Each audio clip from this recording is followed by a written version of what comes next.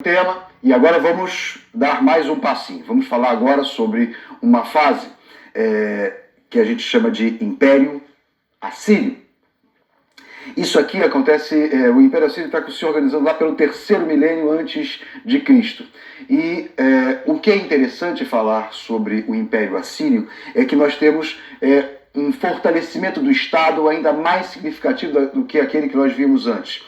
Esse Estado, tá, tem uma alta centralização política, e uma centralização política que tem a ver com uma ordem militar sacerdotal. É uma elite cada vez mais hierarquizada, uma elite que assume essa função, que na verdade é uma tradição daquela área, entre o sacerdote, o chefe político, o chefe político e chefe militar também, e isso vai ficar bem definido agora com os assírios. Tá? É um Estado altamente militarizado que vai desenvolver novas tecnologias para o setor bélico, como, por exemplo, a utilização, provavelmente pela primeira vez na história, de armas pesadas de ferro fundido, o que aumenta de maneira exponencial a sua capacidade de vitória no campo militar. Tá certo? Não por acaso, a gente fala de uma superioridade regional que é alcançada através desses atributos. Centralização de um Estado forte, com essa associação, Estado forte, então um Estado politicamente forte, associação com o sacerdote e associação com o chefe militar. Tudo na figura de uma mesma criatura, um mesmo chefe político, tá?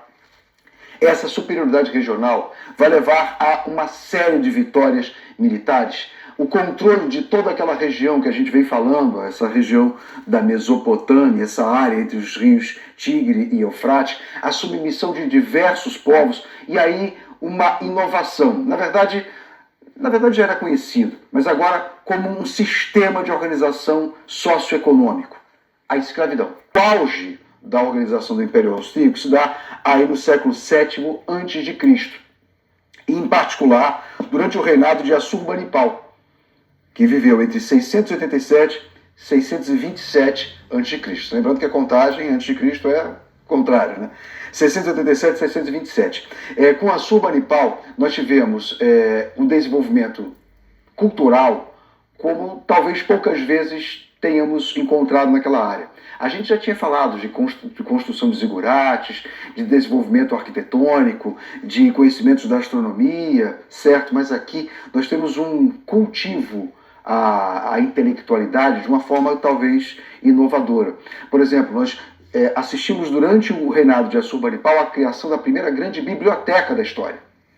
Biblioteca de Nínive, tá? Nínive. Essa biblioteca, ela reuniu milhares de documentos feitos em base de argila ou papiros, com a tal escrita cuneiforme. A biblioteca de Nínive, ela foi uma espécie de, depositário ou síntese de toda a produção intelectual dessa área durante os últimos milhares de anos, certo? Os últimos centenas de anos.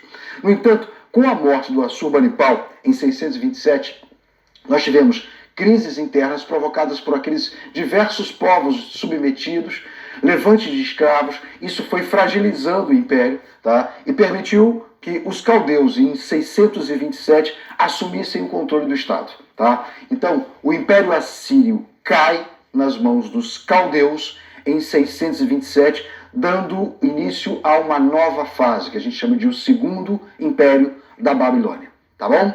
A biblioteca de Nínive, só para não deixar de falar, ela foi destruída, lamentavelmente, chorosamente, foi destruída, como muitas vezes acontece quando povos invadem outros povos, querem destruir, querem acabar com a memória dessas organizações civilizacionais.